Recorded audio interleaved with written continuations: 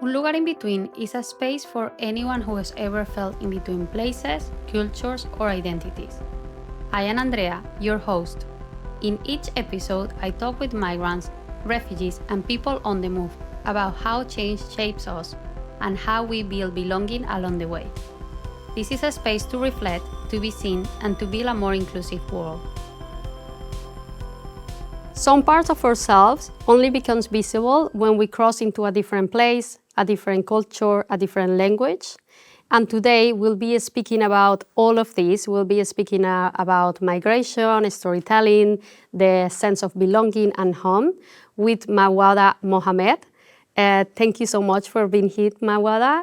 Welcome to Un Lugar in Between podcast. Yeah, no, thank you so much for having me. I'm really appreciative to be here and for the opportunity. So yeah, I'm really excited to join you in this conversation and yeah, looking forward to it. Yeah, thank you. So to start, I always start with this question with every guest in the podcast. If you have to introduce yourself without any labels, any job titles, how will you start? What will you say about yourself? I would say all over the place, not just like mentally or, in terms of like my life experiences, but also because I've moved around a lot from such a young age. So I would say I've basically been all over the place. I've experienced so many different cultures and different lifestyles and environments, and I've grown a lot in so many different places. So I will say all over the place, if that makes sense. Yeah, that Yeah, makes it's a funny totally one. sense. I like that phrase. Yeah. As you know, this podcast called Un Lugar in Between, that the translation is a place in between. Yeah. So when you hear that phrase, what comes to your mind? What do you think about that phrase in general? When I first heard it and I understood like what it meant, I think it basically brought me back to like having that sense of belonging, and feeling confused on like where you feel like you're at home or at peace in a certain environment, or you feel like you belong in one place but also in another. So you're in between so many different places or different journeys in your life, possibly. So it can mean so many different things. But when I first heard it, that's what I thought of. And it kind of did resonate with me and my life and my experiences as well. So I thought it was a really beautiful, title to name for a podcast. Yeah. Well, it comes to that feeling as well from myself, Yeah. like about feeling between different identities or Yeah. different ways of being at home or where do I belong? And I wanted to explore and share with others and that feel the same. I discovered through these conversations, a lot of people feel that sense. So I would like to ask you as well, in which part of your life do you feel most in between that feeling right now or in the past? Like some examples about that.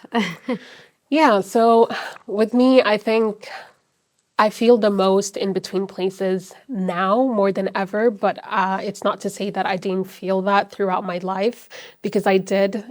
I've moved around a lot. Like I was born in Sudan. I'm originally Sudanese, and I think when I was about a year old, because of my dad's mission and his job, we had to move around a lot. So, I've lived in Russia, Kazakhstan region, lived in India for a bit, moved to Iran, lived in Jordan. So I've All moved over the around. place, Yeah, literally. exactly, exactly. So I feel like I did get that sense throughout my life, but I feel it even more now than before, because it's really tough. Sometimes, coming here to the UK specifically, a lot of people, they kind of know where they're from. So like every time, you ask someone, they're like, oh, I'm Nigerian, or, I'm Australian, or this or that. And, when someone asks me, I do say like I'm Sudanese, but that's just like the surface level answer. It's not really where I feel like I belong, because I feel like I belong in Sudan, but then in so many different areas and different places. And I even made like a video about like my heritage and what, home means to me. And I just I've never felt like home was a physical space for me. It was more of like a social thing, an emotional thing. It's different things that shaped my identity and shaped where I call home.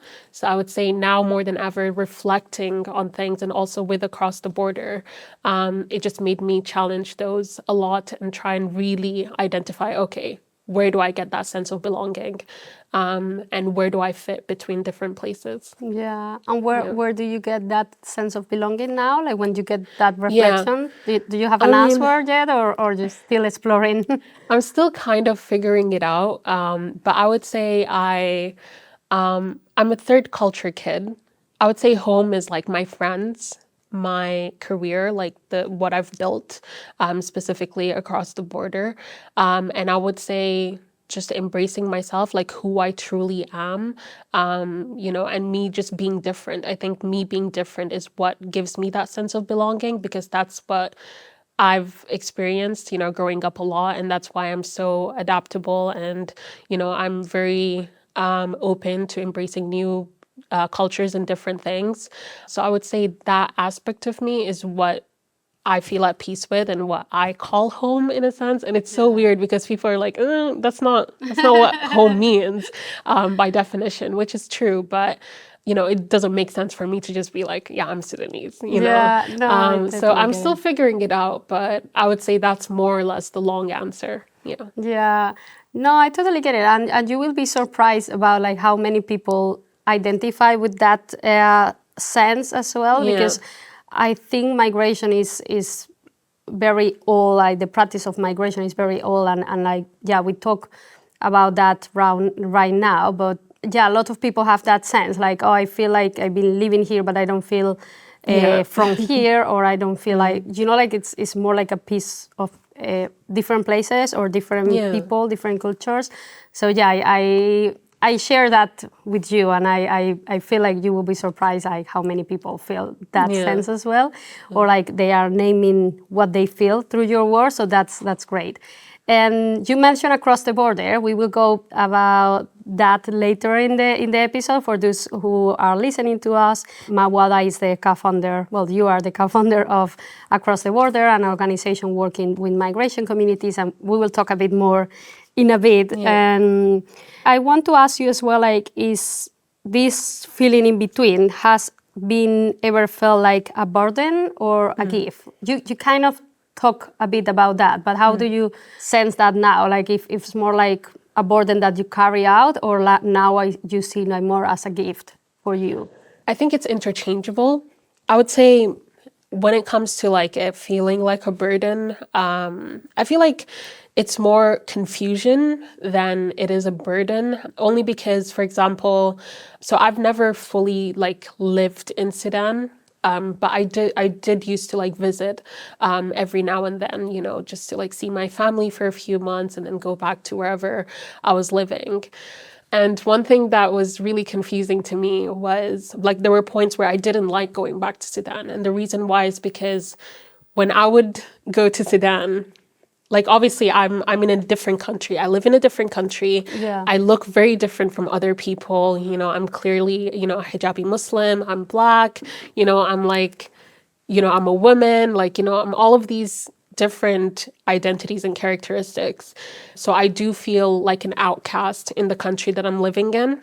But it's so weird to also feel like an outcast from where you're from, where your Yeah. heritage is. So when I would go to Sudan, I'd feel like I'm too much of a foreigner to like integrate with my family or relate to them or just simply speak the language in like a really good level that Yeah. we can, basically speak with each other and converse with each other. So I felt like, I was too international to be Yeah. Sudanese. And then when I would leave Sudan, I'd feel like I'm too much of a foreigner or too Sudanese to fit in with said culture. It was too confusing for my brain, especially as a young individual as well, growing up. It was really chaotic. Like it did Yeah. put me in that emotional, like headspace. It wasn't very great, especially for a kid to witness that. But I think I've learned and I've grown a lot from it. And I just decided that, I don't need to feel like I have to belong somewhere. I can just be myself and choose that as my own identity and choose that as my own place of peace and my sense of home and just take that with me. So it's like more of like a transportable sense of home or peace and a feeling that I can bring wherever I go so that whenever I'm, leaving somewhere, I don't feel like I'm leaving home. So I guess at first it was very confusing indeed. And I think I made peace with it, especially when I came here to the UK over the past few years. And now I'm just like, home is what I make of it. It's not necessarily a physical space, and I'm comfortable with that now, and I embrace it fully, and I'm really happy on like the journey that I've gone to be where I am now. So yeah, I think now it's more like a blessing because I've got to learn and experience all of these different stages that not a lot of people experience, especially migrants.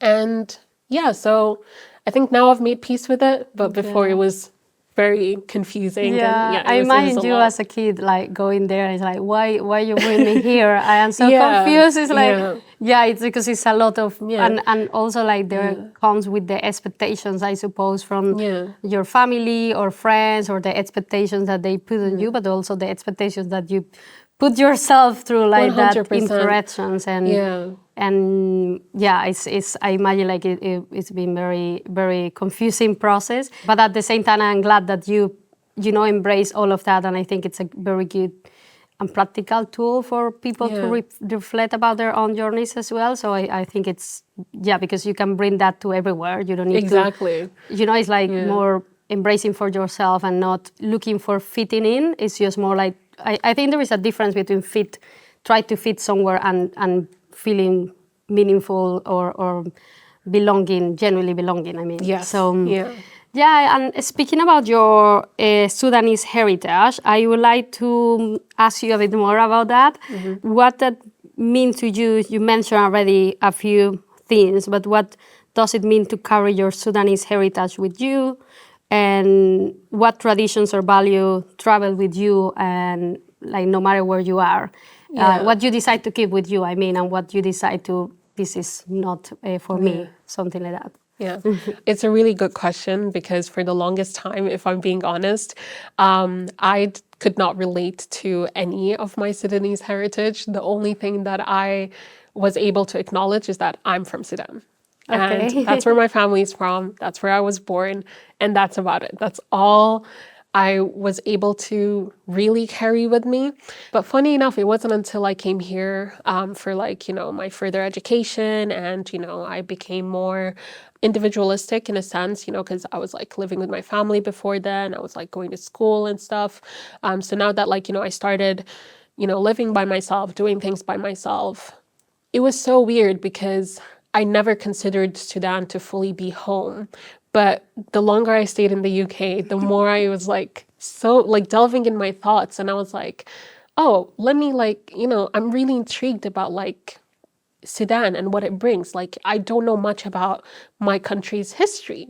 So I think that was the first time where I got the opportunity to really delve in and learn a lot more about Sudan. And it was very nostalgic because it brought up so many memories that I didn't know were already in my brain and I was already carrying because, for example, we have this thing called bukhur. It's like basically scented sticks from sandalwood that you would burn and you would just have it in your house, and it brings out this familiar feeling, and it's used a lot around. I thought it was just my mom and where my mom's from, that area, that region of Sudan that uses it, but that's not true. So I learned that, and then I started connecting the dots, and I was like, oh wait, Indian people also do something similar with sandalwood. It's not the same, but it's still similar. So that's something that I knew that I was carrying throughout these years, but I just did not link it to Sudan. Similarly with henna, for example, I thought it was just, Sudanese people that did it. And I was like, doesn't make any sense. But then, you come to find that, oh, a lot of East Africans practice this, or a lot of, South Asian people practice this.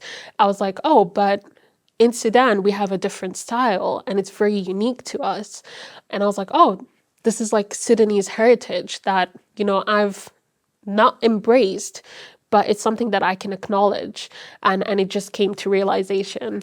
So there were like a few things here and there that I've interlinked with my mom and like my parents and what they would do. So for example, like during the weekends, my dad would always put in like this specific tune from like our village back home. Okay. And no one else does that. And I was like, I didn't even understand it, and then we call it Madiyah in Arabic. And, now that like I'm in the UK and I'm just reminiscing and I'm like, oh, actually, let me try and put this on. And then I come to find that actually this tradition is led by my own family in that village as well. So it's like, it's not something like, oh, it's just a random artist or anything. No, it's actually your heritage. This is where you're from.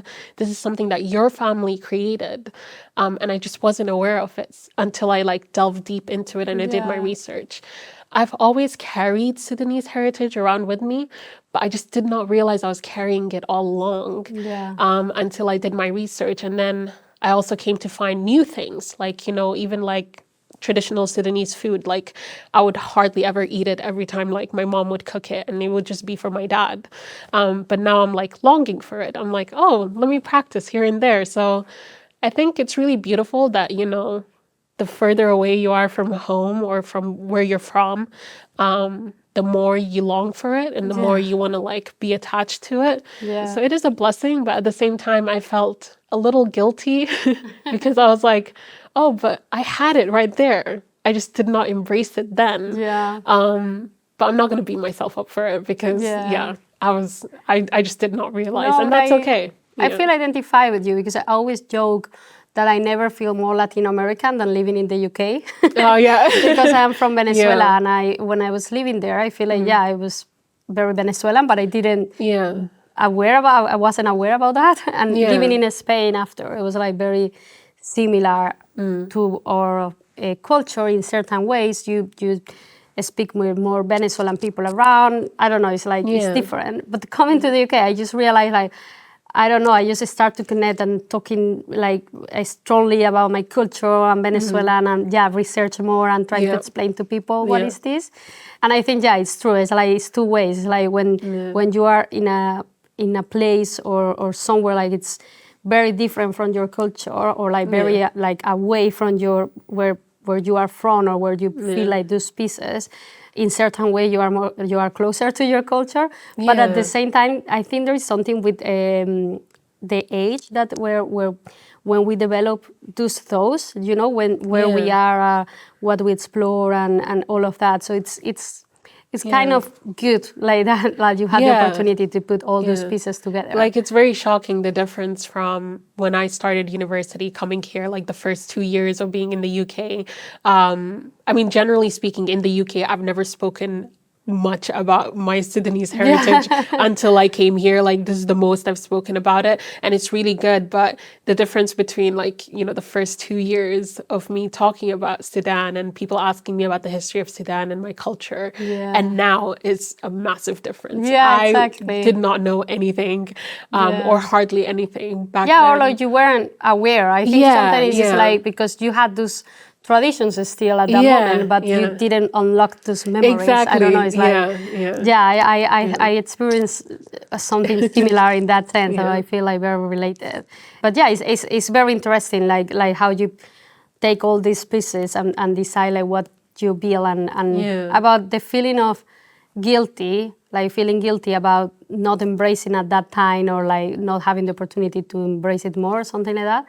I think that's also like related to a lot of people, but I think, I don't know, I think that also comes from this expectation from society, like in someone is like, oh, you can't say you are from this place if you don't, I don't know, spend that time there, or like if you don't born there, you can't feel like that. You know, these kind of things, but that's not true. Actually, we are noticing that that's definitely not true. So I feel like, get out of that guilty and, and just embrace the traditions and values that they are meaningful for you, no matter where they are from. Exactly. This is the exact mindset that I have now. I think back then it was more, I felt a bit of shame as well. Like people are like, oh, how do you not know like where you're from and what your background is and all of that. And I had to like try and justify myself and explain myself and everything. And it was just so exhausting. And I'm like, oh, but you know, I started comparing myself to my brothers, and I was like, well, my brothers know about this and they know about that. And I was like, oh, but then my brothers have other like-minded Sudanese friends. The last Sudanese friend I had traveled, and that was over 3 years ago back then. And I was like, well, you know, maybe let me give myself a bit of grace and let me do my own research. And that's when I started like, you know, understanding everything. And I was like, you know what, it's okay. Like, I don't have to feel shame or I have to feel guilty about not knowing my full heritage back then. And likewise, I mean, you know, people are very like sometimes they're very closed in like a bubble or a circle that they don't know about the outside world. But I know I have experience about the outside world, so it can go both ways. So you know, when you change that perspective, it really does make a difference. And also there is other cases, like there are some people that they live somewhere for long time and they don't feel they are part of that, they don't identify with that culture, and that's also fair. That's also like valid for people. So I think it's, while we have those reflections and we build like around that, I think it's the important thing. You mentioned already about across the border, but also about other things about your identity, that what part of your identity only became visible after crossing into a different space, culture, or context. Something that you say, I don't know, when I moved to the UK, you mentioned already, no? I research more and I talk more about my Sudanese heritage, but other things like you realize, oh, I developed this because I moved to this place or like to another context. So that helped you too. Yeah, I would say my Sudanese heritage for sure became more prominent when I came to the UK. I think one thing it's kind of visible, but at the same time, it wasn't visible to me. But I would say my voice and my accent. So coming to the UK, I'm not gonna lie, I haven't been questioned as much on my accent and where I'm from until I came to the UK. And you know, the thing is, like with my accent and the way I speak, because I'm like a third world kid, I picked up like different accents as I, you know, grew up. And it's really funny because I've been to like British schools like most of my life. So you would think that I would pick up a British accent, but I would call this like an international accent. But if you had to put it on the spectrum, it sounds more American, Canadian. So in the UK, so many people just assume I'm American. Not gonna lie. Like sometimes it didn't work in my favor, like in the sense that, you know, some people in the UK, and I think this is a known thing, they don't like a lot of Americans. So sometimes they just group me with that and, you know, I miss out on some opportunities. And it sucked at first because I was like, well, I'm not even American and you're already making these preconceived notions and judgments about me. And it's, even if I was American, it's not right to just judge someone based on, you know, what they've said to what they've said to you or their accent or their voice. And at the same time as well, people, you know, just giving me that, like, for example, I remember I was volunteering at a hospital and the manager at the time just flat out asked me, she was like, oh, so are you Canadian or American? And I was like, you're not giving me the option to like choose elsewhere, you know? So I think that's something that I realized. And there was a point when I was like, oh, I wish I didn't have this accent. But now I've embraced it fully. And I'm like, I'm actually happy that I have this accent because it does reflect all the places that I've been to and the journeys that I've taken to get to where I am now. But yeah, before I think it was just this shock factor where I was like, oh, I did not realize that about myself and about my identity. I think also being Muslim in general, I think, there were a few things that I didn't realize until I came here.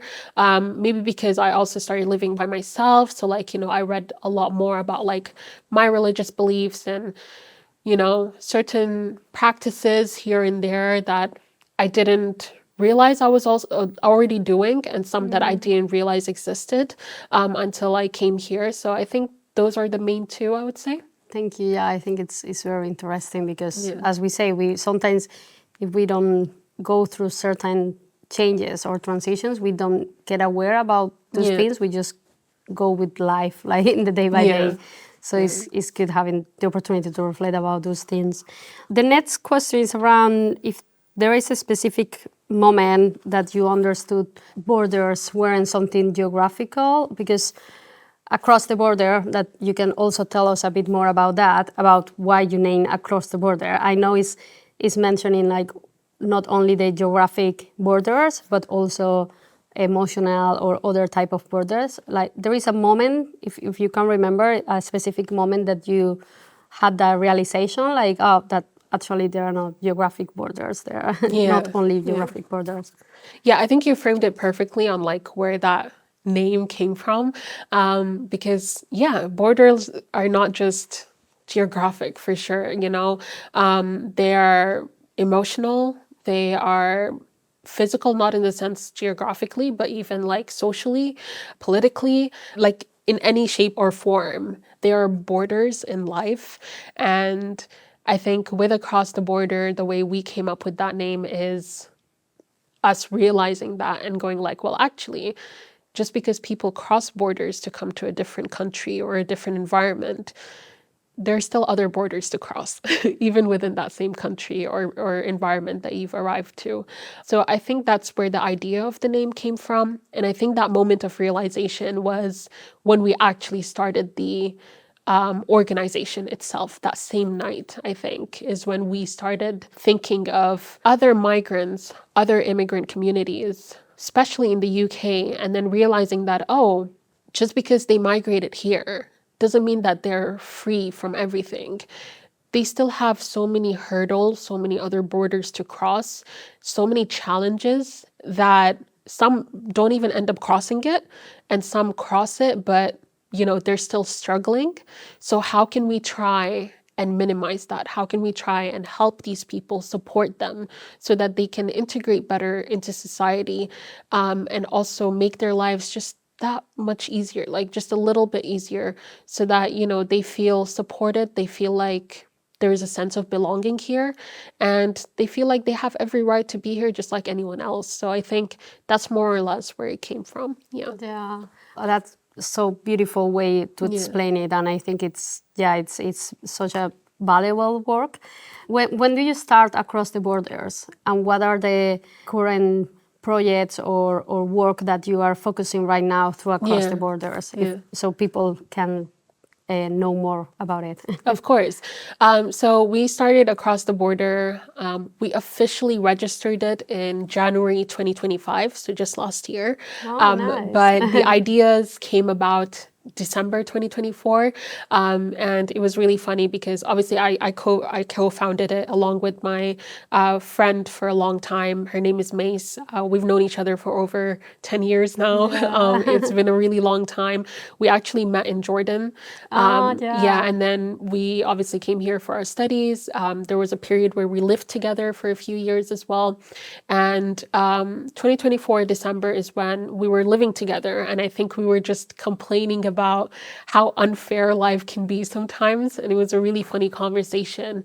And we were like, okay, but we're immigrants, but there are other immigrants as well. But we also need to acknowledge the privileges that we have. So for example, us coming into this country, we already spoke the language. I knew some people here already. It wasn't that hard for me to integrate. But then you have other immigrants coming here, they have borders to cross, language barriers, getting an education, finding a job, finding housing, all of these struggles that some immigrants face. is not like a categorical umbrella that applies for every immigrant or Yeah. migrant. So us acknowledging that, we were like, oh, what can we do to help them? Because I feel bad, like this is not fair. And then we were like, okay, how about we start our own organization? And that's how the idea came about. We've done quite a few projects in Across the Border so far.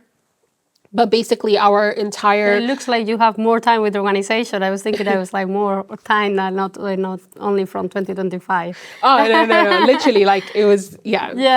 Yeah. So essentially with Across the Border, the entire mission is to help migrant communities integrate better into the Western society, especially the UK.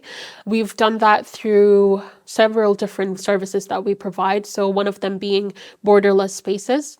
And these are just like, casual spaces, safe spaces that people can come to make friends, to network. It's more like a tea and talk. It's very casual. It's not formal at all. And it's just for people to get to know each other and have a conversation. And then we have educational workshops that we call boundless knowledge sessions. And these ones are, they kind of give people an insight of how to navigate the UK or the Western world. So for example, we've had sessions on how to register with a GP, what are your NHS rights, how to stay safe online, how to build a CV to find a job. So, and, money saving tips. So we've had quite a few educational sessions. And then we have a third service, which is my favorite. It's an art workshop series called Threads of Us. And it's one of our bigger projects because they take place in person throughout London libraries. And basically, the reason that came about was because we were struggling on building a community at the time. And we were like, oh, what could be the challenges as to why people aren't signing up? And we were like, oh, language. Or, people might feel a bit apprehensive to join a unfamiliar space. So we just used art as a universal language to bring people together because, major cities like, Paris, London, New York, they're very populated with migrant communities, and a lot of them share so many similarities, but they just don't speak with one another. They don't interconnect with one another, which is what we found to be an issue. So we were just like, you don't even have to speak the same language. Just come to an art workshop, converse through art, and you will bond. And that's exactly what happened. And then we also have just these ad hoc events that we do here and there, depending on how our community feels. So our next one is actually around World Refugee Day on the 20th of June. So we're celebrating that in honor of all the refugees that support us and the ones that we are supporting. It's framing into the Refugee Week, I think, no? Yes, it is. Yeah, it's a big celebration in the UK. Yeah, no, it is. It's huge. And we wanted to stand out a little as Across the Border by making this more of like an immersive experience of what it would feel like to be an asylum seeker or a refugee in this country, rather than it just be like, a panel session or a musical performance. So yeah, I'm really hopeful that it will be a success, but those are more or less what Across the Border is working on. We do have a team of about 13 people, which is great. We have around 13 volunteers, I would say. And we also focus on 3 core pillars, which really do drive our mission. And we label them as flowers. So we have the Rose of Race, which tackles racial issues, injustices.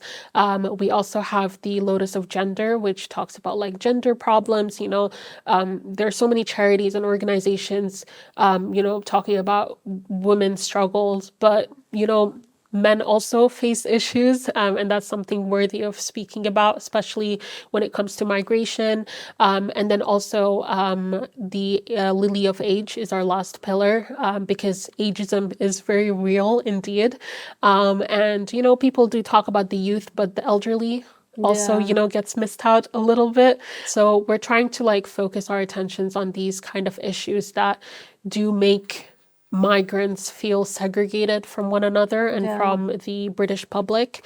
I'm really happy and proud of how far we've come over the past year and a bit. And yeah. Yeah, that's so interesting, and yeah, I've been also glad that we are collaborating in this workshop, the art workshop with the storytelling and the three of us. So, but I didn't know all the work that you are doing, so that's so good to know more. And I think it's very interesting that approach about the intersection between different things, because if not, people don't.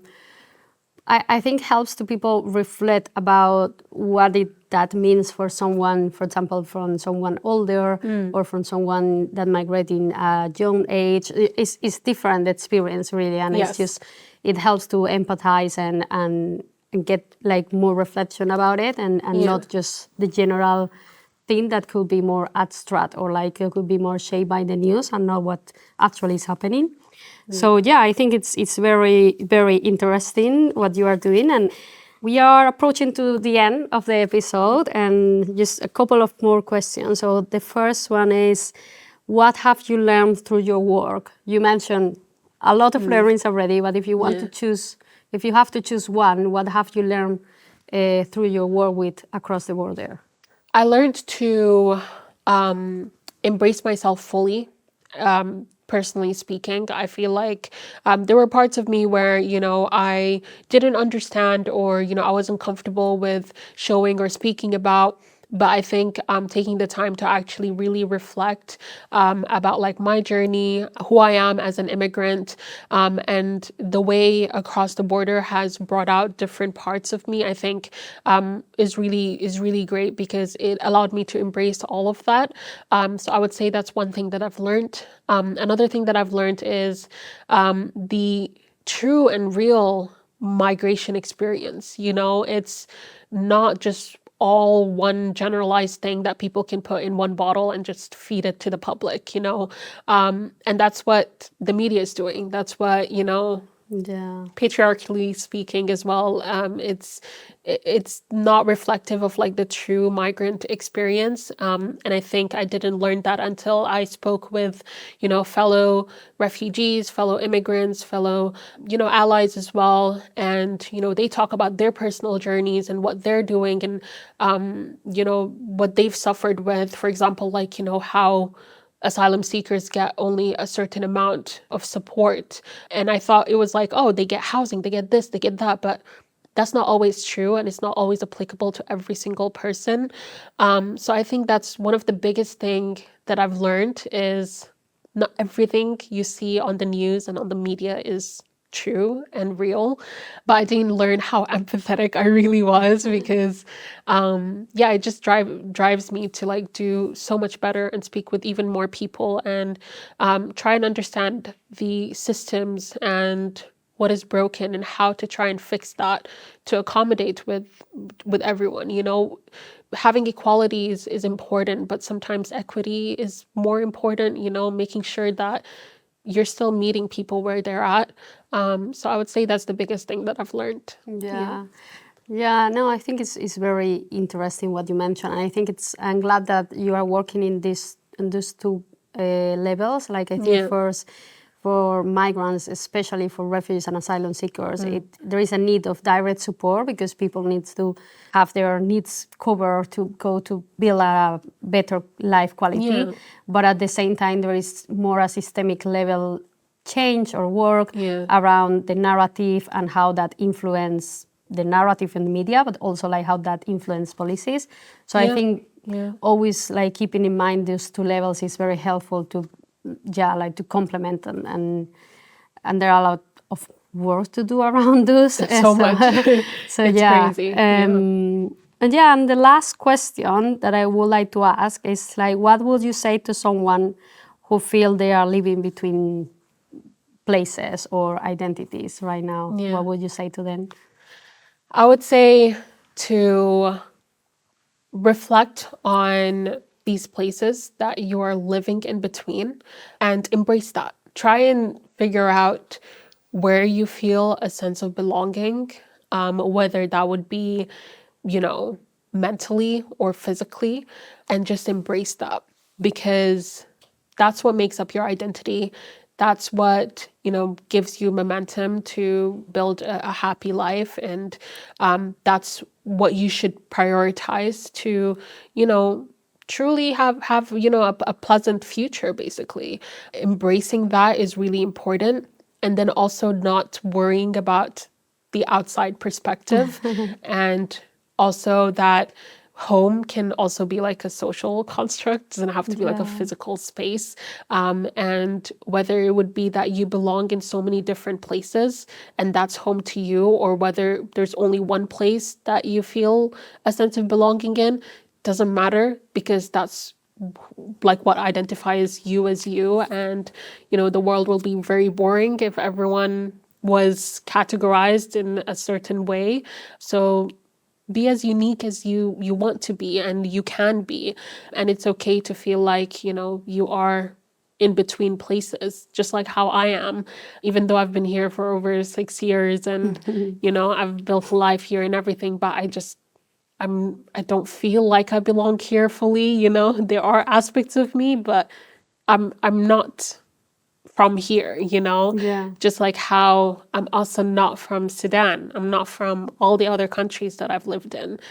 I am myself, I am me, and I'm unique, and that's literally who I am.